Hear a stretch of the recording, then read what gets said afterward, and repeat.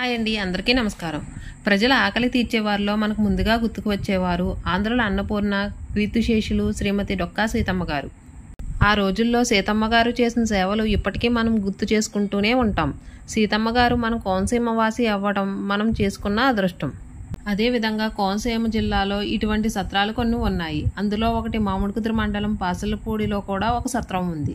దాని గురించి ఈ వీడియోలో తెలుసుకుందాం. కీర్తిశేషులు శ్రీ వేమవరపు వెంకటాచలం పంతులు గారు వీలునామా ప్రకారం 1909 సంవత్సరంలో పాసలపూడిలో సత్రం ఏర్పాటు చేయడం జరిగింది. ఈ సత్రం నేటికి నిత్య అన్నదానం జరుగుతుంది. అప్పట్లో దీని యొక్క ప్రధాన ఉద్దేశం పాసలపూడి గోదావరి దాటే వారికి బాటసారులకు ఇక్కడ భోజనాలు పెట్టేవారు. స్థానికులు చెప్పిన దాని ప్రకారం ఈ ప్రాంతంలో పెద్ద పెంకుటిల్లు ఉండేది. ఆ ఇంటిలోనే ఈ అన్నదాన కార్యక్రమం జరిగేది. ఇప్పటికీ ఈ ప్రాంతాన్ని సత్రం సెంటర్ అంటారు. 1909 నుండి కొన్ని సంవత్సరాల పాటు ఈ అన్నదాన కార్యక్రమం జరిగింది. తరువాత సత్రం నిర్వహణ కార్యక్రమం మూతబడింది.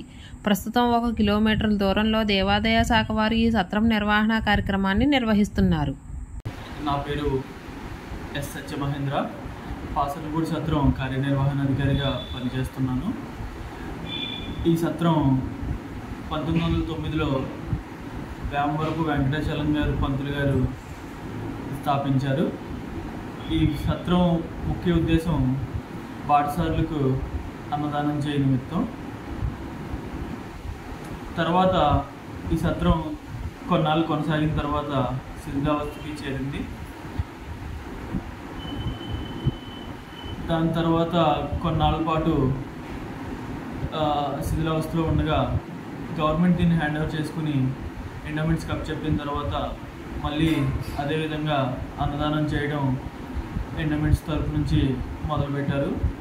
ప్రస్తుతం ఈ సంస్థలో మేము చేస్తున్న కార్యక్రమాలు పాఠశాలలకి అన్నదానం, అలాగే వేసవికాలంలో మజ్జిగ చలివేంద్రం, దాంతోపాటు మాకు ఇదే సత్రంలో బిల్డింగ్ కానుకుని ఉన్న కళ్యాణ మండపంలో రెంట్కి ఇస్తూ ఉంటాం. ఇది ఏదైనా కార్యక్రమాలు చేసుకోవడం అనగా పెళ్ళిళ్ళకి, ఫంక్షన్లకి, ఇలాంటి కార్యక్రమాల నిమిత్తం ఆ కళ్యాణ మండపం మేము రెంట్కి ఇస్తూ ఉంటాం. కీర్తిశేషులు వేమవరపు వెంకటాచలం పంతులు గారు ఈ సత్రానికి భూములు ఇచ్చారు. వాటిపైన వచ్చే ఆదాయంతో ఈ సత్రాన్ని నిర్వహిస్తున్నారు. 13/9/2003 సంవత్సరంలో నూతన భవనాన్ని ఏర్పాటు చేసి 1/5/2015 నుండి మధ్యాహ్నం 1 పూట నిత్యాన్నదానం చేస్తున్నారు. ఉదయం 11 గంటల నుంచి మధ్యాహ్నం 1 గంట వరకు వృద్ధులకు, వికలాంగులకు, విద్యార్థులకు, బాటసారులకు ఇక్కడ ఉచిత భోజన సదుపాయం ఏర్పాటు చేస్తున్నారు. ఒక కూర, రసం లేదా సాంబారు, పెరుగుతో భోజనాలు ఉంటాయి. ఒక్కో రోజు ఒక్కో మెనూ ఉంటుంది. ఇక్కడ మనం చూసుకోవచ్చు, ఈ సత్రం యొక్క కిచెన్ అయితే చాలా నీట్గా మెయింటైన్ చేస్తున్నారు. అలాగే వండిన పదార్థాలు కూడా చాలా నీట్గా అయితే సర్వ్ చేస్తున్నారు. ఇక్కడ దేనికి దానికైతే ఐటమ్స్ సదిరి ఉన్నాయన్నమాట. మనం ఇక్కడ చూసుకోవచ్చు వీడియోలో.